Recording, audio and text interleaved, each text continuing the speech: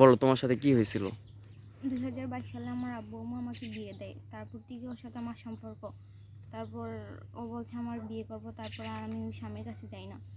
আমার আব্বু আম্মু অনেক মারছে, অনেক বুঝাইছে, আমি যাইনি। তারপর আমার আব্বু আম্মু আমার ওই বিয়ে ভাঙ্গালায়। তারপর ওই বলছে বিয়ে করব, এই করব, সেই করব, অনেক জায়গায় ঘুরতে নিছে, মানে ওর সাথে অনেক জায়গায় গেছি। তারপর এত দিন আসছে, এখন আমি 2.5 মাসকার প্রেগনেন্ট, সবাই আমার আব্বু আম্মু জানাইছে। তারপর এখন বলতেছে ওর সাথে আমার কোনো সম্পর্ক ছিল না। এই বাগানে আইসা ও অনেক দিন আমার সাথে কথা বলছে, মানুষ হুম। দেখছে, ওর মারছে, মানে অনেক সবাই জানে ওর সাথে আমার সম্পর্ক, মানে ওর গার্জিয়ান জানে। এখন আমি 2 মাসকার প্রেগনেন্ট, ওর আব্বু আম্মু বলতেছে ওর বলতেছে আমি এই কাজ করিনি, ওর আব্বু আম্মু বলতেছে আমার বলা ছেলে এই কাজ করে নাই, ওর মানে স্বীকার হইতেছে না। তারপরে তোমার বিয়ে শাদী কোর্টের মাধ্যমে কিভাবে দেওয়া হলো? তারপর আমার আম্মু দর্শন মামলা করছে, ওর হুম। দর্শন মামলা ওর আসামি দিয়েছে, ওর আম্মুর আসামি দিয়েছে, ওর দুলাভাইয়ের আসামি দিয়েছে, বর্তমান রানিং মেম্বার। তারপর আমার আম্মু আমার বিয়ে দিচ্ছে এখন। রানিং মেম্বারের নাম কি? শফিক। শফিকুল ইসলাম। হ্যাঁ। হুম। তো সাইফুল ইসলাম শফিক। ওনার সাথে তো ওনার এই যে এখন যে বর্তমান তোমার হাজবেন্ড, হুম। ঠিক আছে, ওনার সাথে ওনার সম্পর্ক কি? উনি দুলাভাই। আপন দুলাভাই হয়? হ্যাঁ। ও, তো সেক্ষেত্রে তোমাদের বিয়ে দেওয়ার সময় কি উনি সাক্ষীতে ছিল? হ্যাঁ, উনি সাক্ষী ছিল।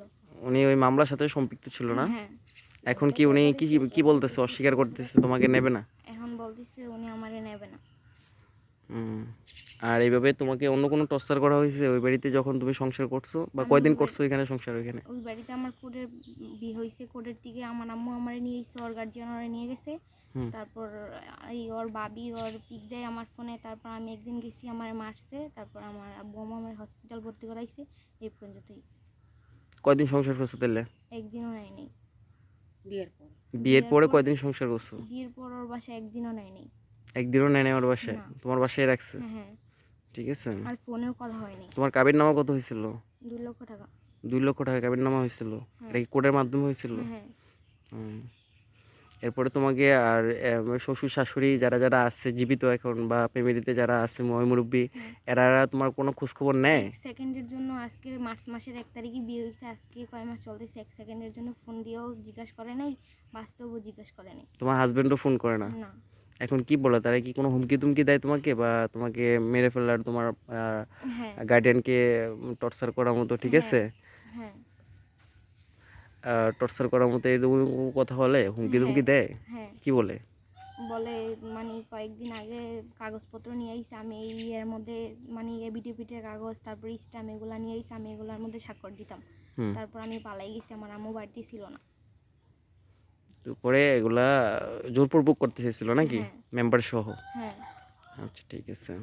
আর দ্বিতীয় কথা হচ্ছে, এখন তোমার পরিস্থিতি কি? এখন যদি তোমাকে আইনগতভাবে আমরা বসি, বা আমরা একটা ফয়সালায় আসি, তুমি কি সংসার করার জন্য হ্যাঁ, ইন্টারেস্টেড? আমি সংসার, ওর কাছে মান সম্মান সব কিছু ওর কাছে শেষ হয়েছে। আমার আব্বু আম্মুর মান সম্মান সব আমি শেষ করে লাইছি, এখন আমি ওর কাছেই থাকবো। এখন তারা যদি কোনো কারণে তোমাকে নিতে না চায়, তাহলে সেক্ষেত্রে তুমি কি প্রতিক্রিয়া নেবা? এদের এগেনস্টে কি তুমি মামলায় যাইতে পারবা? হ্যাঁ, আমি মামলা লাগাইতে মামলা পারবো। যাবা? হ্যাঁ। ওকে, ভেরি গুড।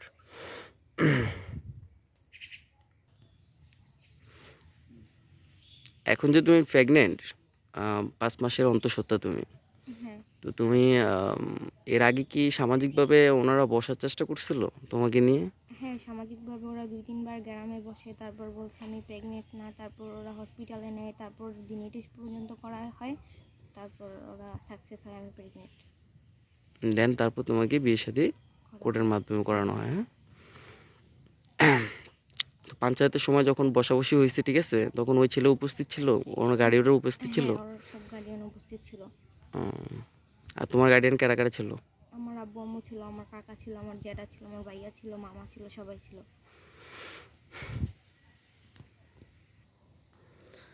আপনারা দেখতেছেন ভুক্তভোগী আখি আক্তার।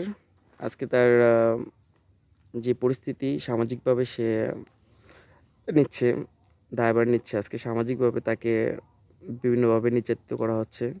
সে আজকে 5 মাসের অন্তঃসত্ত্বায় কিন্তু হাজব্যান্ডের সংসার করতে পারতেছে না। এখানে ক্ষমতাশীল একজন মেম্বার, তার আপন শালা এই সম্পর্কের সাথে সম্পৃক্ত, তারা ক্ষমতার জোরে এই মেয়েকে বিভিন্নভাবে, মেয়ের যারা বাড়িতে আছে বাবা মা, তাদেরকে টর্চার করতেছে হয়রানিমূলকভাবে। তাদেরকে হুমকি দুমকি দিচ্ছে। আসলে পরিস্থিতিটা আপনাদেরকে একটু সচক্ষে দেখাচ্ছি ভিউয়ার্সদেরকে। দেখেন এই ধরনের ফ্যামিলিরা আসলে এই অপকর্মের সাথে সম্পৃক্ত হতে পারে কিনা। এই মহিলার উপরে, এই বাচ্চাটার উপরে, আজকে এই নিরীহ বাচ্চাটা, এই মানুষগুলোর উপরে যেই ধরনের টর্চার হচ্ছে, আপনি একটু দেখেন। আপনারা ভিউয়ার্সরা ওদের পরিবেশটা দেখলেই বুঝতে পারবেন যে এরা আসলে মানুষ কত সাধারণ, কত সিম্পল। এটা হচ্ছে ওনাদের বসতবাড়ি। এই বসতবাড়িতেই উনি একটা ছোট্ট ফ্যামিলি নিয়ে 2টা বাচ্চা নিয়ে থাকে। ঠিক আছে? তো যাক, একটা পর্যায়ে আজকে এই মা, বাবা, ভাই, বোন সবাই সহ একটা সামাজিক অপবাদের মধ্যে পড়ে গেছে। ঠিক আছে? তাদেরকে অসহায় পাইয়া ক্ষমতাশীল যারা আছে এখানে বা যারা মেম্বাররা আছে, তারা বিভিন্নভাবে টর্চার করে যাচ্ছে। তো আমার অনুরোধ প্রশাসনের কাছে দৃষ্টি আকর্ষণ করছি, মহামান্য আদালতের কাছে, আপনারা যেভাবেই হোক আমাদের এই সমস্যাটাকে উদ্ঘাটন করেন এবং এটাকে একটা ভালো পরিস্থিতিতে নিয়ে যান।